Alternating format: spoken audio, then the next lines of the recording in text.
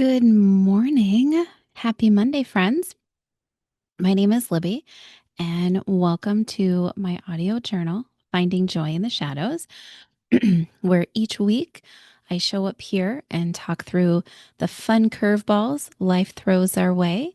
And I try and help us look for those little pockets of joy that still manages to sneak its way in, even when we are in our messiest moments. This space is part reflection, part resistance, and part love letter to anyone who's struggling and still showing up. I'm walking through my own stuff in real time. And if something I'm sharing helps you feel a little less alone or a little more grounded, then that's great. That means that we're doing this work together. Today, I'm going to talk about finding joy in our everyday, ordinary life. But before I get too far ahead of myself, per usual, let's take a few minutes and catch up on at least one happening thing that was happening from literally on the other side of the globe this past week. And first up, if you had to guess, of course, it's my BTS boys. Duh. Um, I mean, I gotta just take a quick little moment to just share how exciting it was watching them, the remainder of the guys exit the military, because that's what I've been waiting since I joined the fandom 2 years ago. Because again, I joined the fandom right after they started joining the military. So I've been waiting for this moment to see them all together and to experience them as a full group. So for me, it was very exciting watching RM and Taeyong and Jungkook and Jimin finish their military service. Like, cannot believe how far I've come in just the 2 years of being part of this fandom. Because if you had told me in 2022 that version of me, that one day I was going to be glued to a live news feed, watching these guys walk out of a government building, politely accept flowers, say thank you, and then quietly get in a car and drive away, basically just footage of someone leaving work for the day, right? If you had told me that that was going to be my future life back in 2022, I would have laughed until I cried at the absurdity of it. This so should not have been on my radar, and yet here we are. It's my whole life now. And honestly, they make me ridiculous. They make me feel ridiculously happy. I was legit smiling from ear to ear, watching the whole thing unfold, not only seeing how happy they were for getting out of the military, but watching how happy all of the fans were receiving them. These fans had been with them from the beginning, not like me. And they lived through the sadness of the hiatus announcement. They felt the weight of it in real time. Again, I joined after the hiatus was already in motion. So I didn't have to carry any of those emotions tied to their enlistment.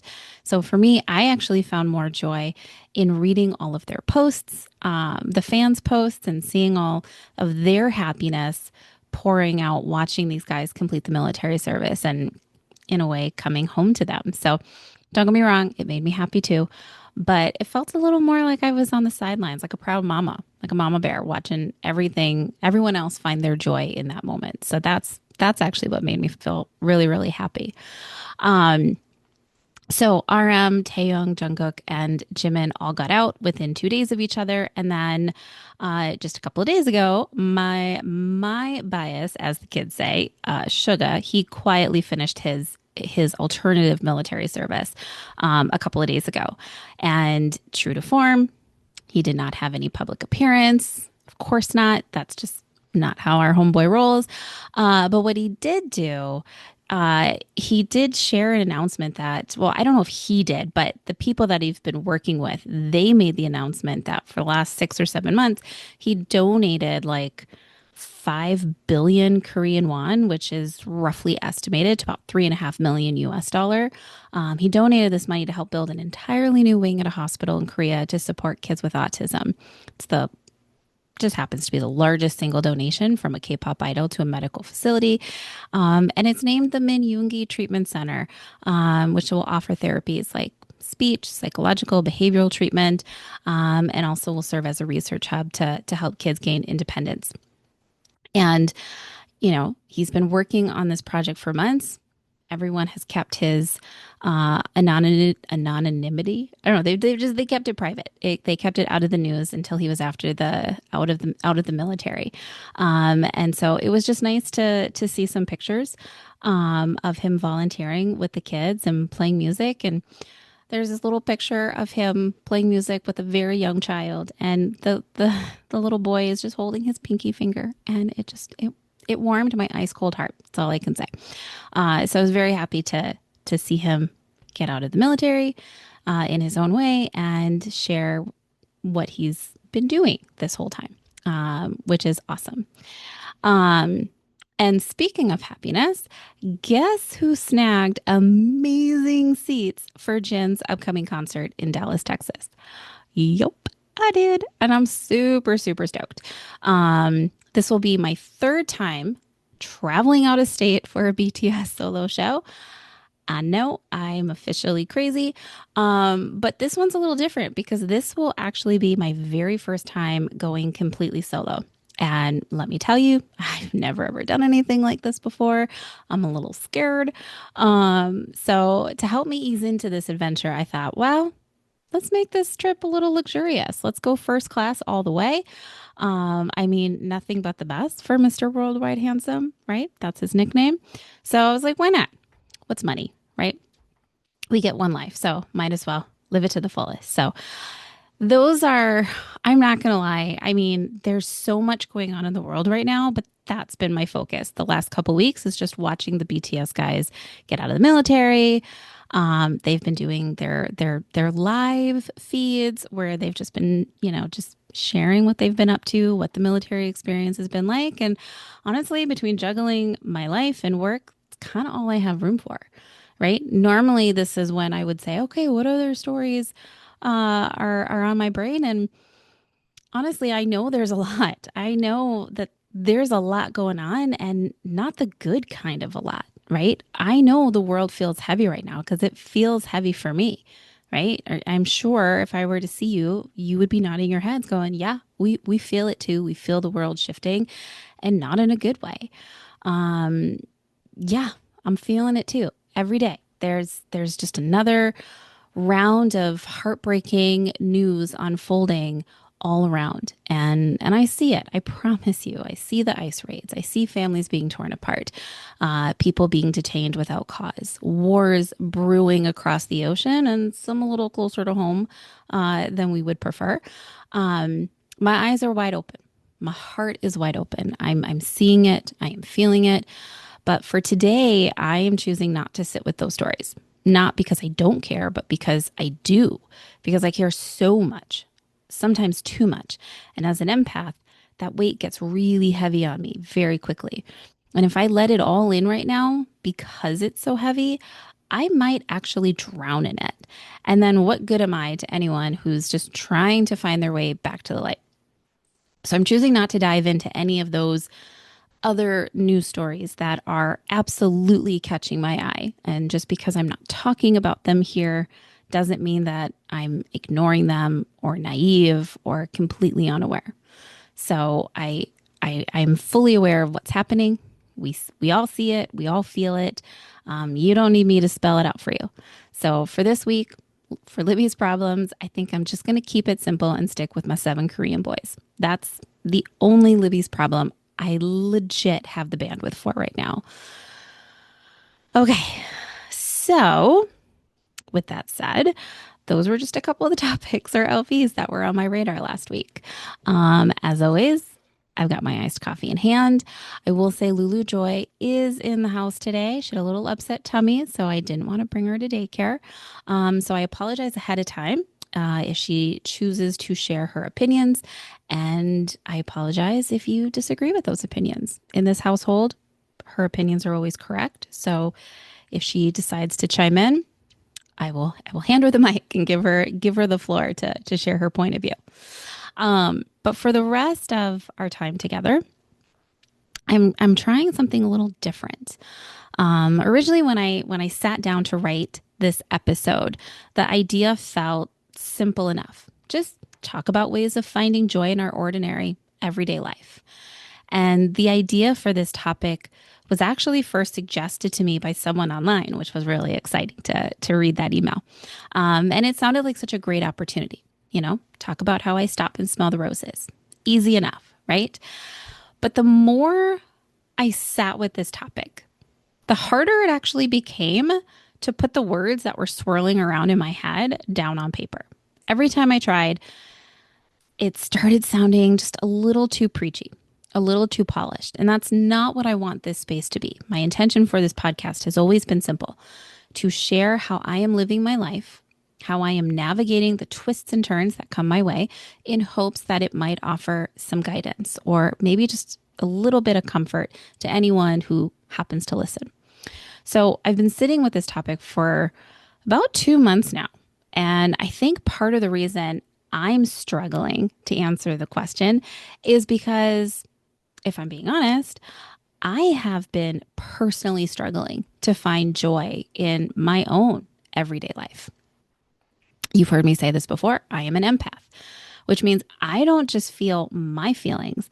I feel your feelings. I feel the world's feelings. And like you heard me say a few moments ago, right now the world feels really heavy. Managing all these feelings, it's exhausting, soul draining. When I look outside my window, when I check the news, when I listen to my friends, my family, my colleagues, it feels like the world is on fire, quite literally and figuratively. There are wars raging, talks of new wars beginning, alliances and relationships that once felt strong, almost ironclad between countries, between communities, between people, seem to be falling apart, just vanishing before our very eyes. And the other day, I was on Threads, and I commented on someone's post, and they were asking if anyone else was watching what's happening right now, seeing how wild and heartbreaking it all feels. And I decided to reply to the post, and I just simply said something like, "Yep, I'm watching, and I'm equally horrified." And someone responded to me and said, "You're just watching." And now listen, I did not respond to this person because I know better. This wasn't someone looking for an honest conversation. Maybe they weren't even a real person behind the account.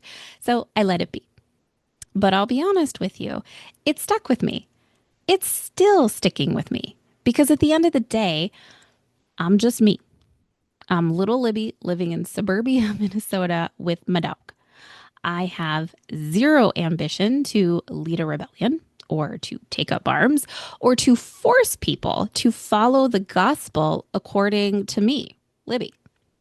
So I'm not entirely sure what this person expected me to do other than watch, reflect, and act within the circle of control that I do have, which is not a lot.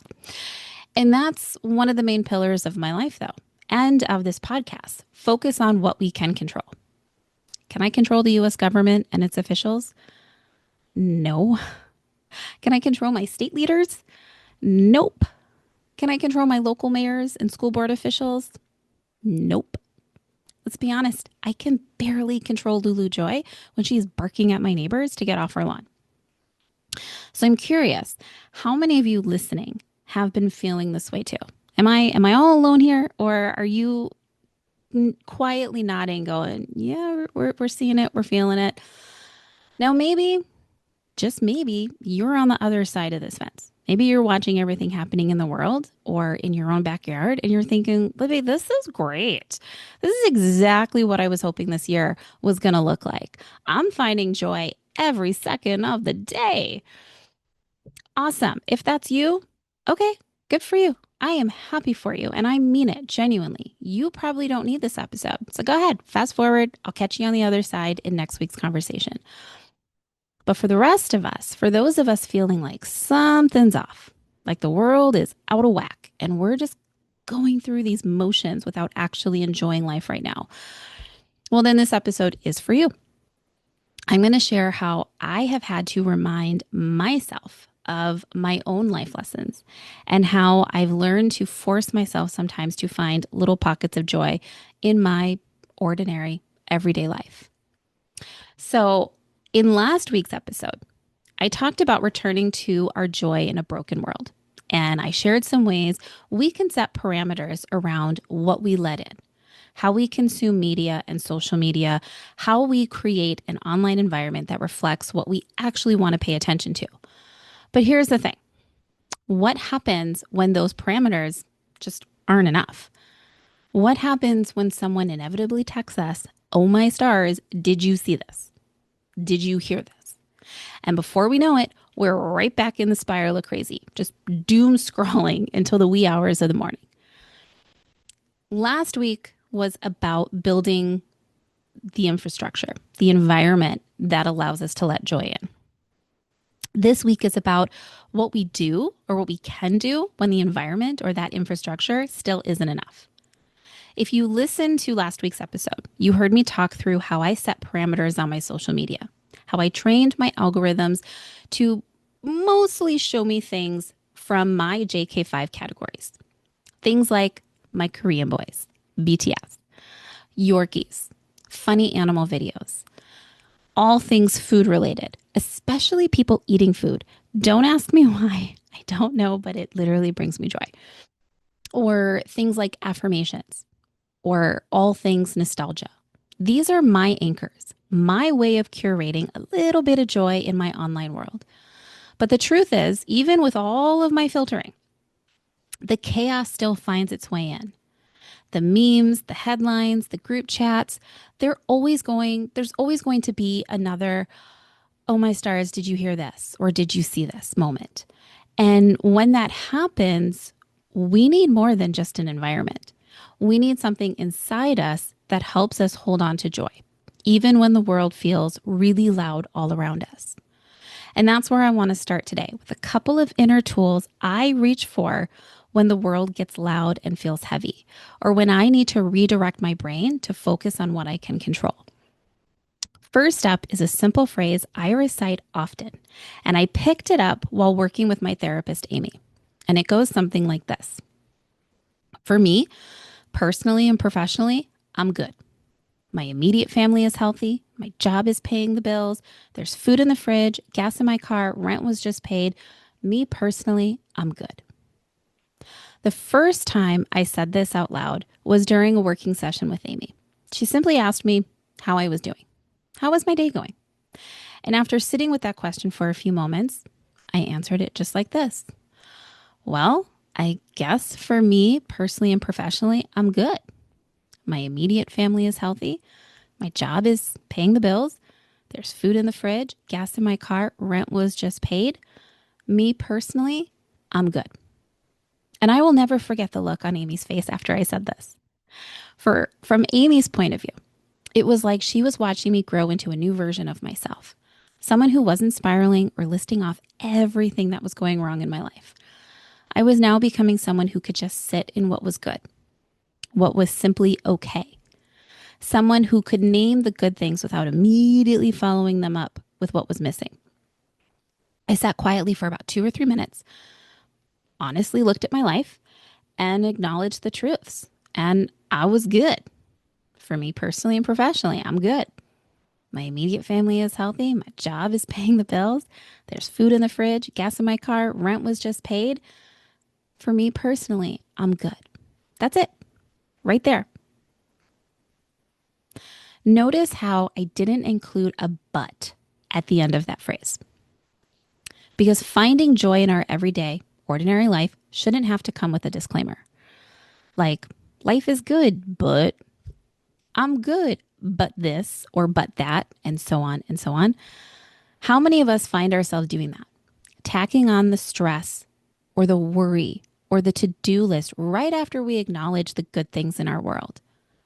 So here's the shift. What if we simply let the good be good? If you feel yourself wanting to qualify it, tell yourself to take a pause. This is the mantra I apply every single day. Or if I'm being honest, I try to apply it every single day. When the news stories creep in that I have zero control over, when I find myself feeling agitated, angry, or downright depressed with what I'm watching unfold in real time, I stop and I remind myself, for me personally and professionally, I'm good. My immediate family is healthy. My job is paying the bills. There's food in the fridge, gas in my car, rent was paid. For me personally, I'm good. And I focus on my breathing. And sometimes I will even close my eyes while I recite this phrase. I will take a moment to visualize all the good things I do have going for me. Whatever tool, tip, or trick I can lean on, whether it's breath work, this mantra, or simply pausing for just a second glance out the window. I use it to remind myself that even if everything feels like it's burning down all around me, in this moment, I'm good. I'm okay. That's how I right the ship. That's how I let joy in, how I create the space for it to shine through in my everyday, ordinary life. So, why does this matter? Why does it help to say, I'm good, full stop, without adding all the extra but or qualifiers or disclaimers after? Well, here's what I'm noticing when I practice this phrase daily. Our brains are wired to protect us, to stay on the lookout, scanning for danger, to stay one step ahead of what might go wrong. So even when things are okay, our brains are still reaching for the but. I'm good, but I still need to answer those emails. Life is okay, but I'm worried about next week. We think we're being realistic, grounded, responsible even. But what we're really doing is limiting the amount of joy we allow in.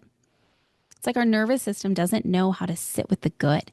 It doesn't trust it. It doesn't feel safe. So we sabotage it. We dilute it. We interrupt it. And in doing so, we limit the amount of joy we let in. That's why this phrase matters. It's not just a mantra. It's a pattern breaker. For me, it's been like a nervous system reset, a way of reminding myself in this moment, I don't have to fight. I don't have to brace. I don't even have to have all the answers or have life figured out. I can just let myself feel okay in this moment. For this tiny moment, I'm good. And no, using this phrase daily will not answer all of the world's problems. Heck, reciting this phrase doesn't even solve my own problems. There are still things in my life that I want, things I feel sad or frustrated about for not having yet. But by noticing the good I do have, especially in the areas of my life I can control, by saying life is good, full stop, or that life is okay, full stop, I'm reminding myself that recognizing joy isn't wrong. It isn't naive and it's not selfish. We have to remember that we are just one person in a world of millions, and embracing the good things in our life, a good moment, a deep breath, by saying it out loud doesn't take anything away from someone else's experience. So I want to invite you to try this. Say the phrase to yourself first thing in the morning or the next time someone asks you how your day is going. Give it a test drive and notice how your body and mind responds. Do you feel a little lighter after stopping at I'm good, full stop? Yes, all of those sticky wickets will still be there. The terrible, awful headlines will not vanish simply because we choose for a few minutes each day to only acknowledge the good things happening in our orbit. The missed dreams, the failed relationships, the why me's, they also won't magically disappear simply by reciting this mantra. This phrase will not fix any of that. But by allowing ourselves to pause and to focus, even for just a few minutes, on what is actually okay or going good for us, we give our nervous system a moment to exhale, a moment to remember that aside from all of the horrible things happening in this world, we are okay in this moment. Okay, so that's the phrase or the mantra that I wanted to introduce to you, that I had to remind myself to say it every day. I had gotten to a point where I didn't need it anymore, and now I'm back in a point where I do need it. So I wanted to introduce that phrase to you. Another helper I reach for in my toolbox, especially when my brain feels bogged down and cloudy from everything happening around me, or when the world feels extra loud, or when I just need a little help focusing and concentrating, is the use of sound frequencies. Now, for those of you who are new to this kind of thing, or for my listeners who lean a little more analytical, I get it. I'll be honest, I haven't read all of the studies on sound healing. I am not personally a certified sound healer or a therapist, as you've heard me say. And for some of you, this might feel like a little bit of a stretch, and that's okay. All I ask is that you keep an open mind. You don't have to believe in it, just be curious, okay? Promise? Okay, so sound frequencies. What the heck are they, and how do they help us find joy in our everyday life? Well, for those of you who aren't already familiar, according to my homegirl, Mrs. Google, sound frequency is basically a measure of how often a sound wave repeats itself in a given amount of time. Specifically, how many cycles per second, and it's measured in hertz, capital H, lowercase z. It determines the pitch of a sound. Higher the frequencies, equal higher the pitch. The human ear can typically hear sounds between 20 hertz and 20,000 hertz. Anything below 20 hertz range is often called infrasound. And anything above that range, which means above sound waves over 20,000 hertz, is called ultrasound. Now, here's the cool part. Ultrasound is actually used in all kinds of medical procedures. And the one most of us probably know is the pregnancy ultrasound, when doctors use sound waves to check on the baby and maybe even see if the mom is having a boy or a girl. The waves used in those scans are so high-pitched, they're completely out of range for the human ear. Hence, ultrasound. Kind of cool, right? I don't know. I thought it was cool. So now that we're all on the same page of what sound frequency is, how can we use sound to actually help us find joy in our everyday lives? Over the past few months, I have really leaned into certain sound frequencies as part of my own healing journey, especially right now. Sound frequencies for healing, sometimes called sound therapy or sound healing, are basically specific tones or vibrations that some people believe can actually help calm and heal the body. Bring focus back to our mind, or support our emotional well-being. The idea is that everything in us and all around us has its own frequency, its own sound. And when things get out of balance or out of whack, when there's stress, anxiety, maybe an illness that we're fighting, some believe there are certain sounds that might help bring us back into harmony, back into alignment, to help regulate our body, our mind, and our soul. Now, again, this isn't a practice I have any science to back up. I haven't read a single study on it. And again, I'm not a sound healer or a therapist. But what I can tell you is this. When I personally listen to certain frequencies, that is music tuned to 963 hertz or 285 hertz, or when I go onto YouTube and I search sound frequencies for manifesting, 432 hertz, or I type in God's frequency, 963 hertz, the world for me, the world around me gets very quiet and calm. My brain feels less like a crowded room and more like a still lake. I feel calm instantly. I can think again. I can focus on my tasks. Honestly, when I play music tuned to one of these frequencies, I feel almost an instant sense of calm and relaxation. It helps my brain forget the doom scrolling, and it just brings me back to center, back to positivity, back to the light. These sounds are often called solfeggio frequencies. No idea if I'm saying that right, but that's how I'm pronouncing it, solfeggio frequencies. Some people say they can help heal the body by activating the pineal gland, wherever the heck that is, or by opening up energetic pathways. And maybe that's true. Or maybe that's just all hogwash.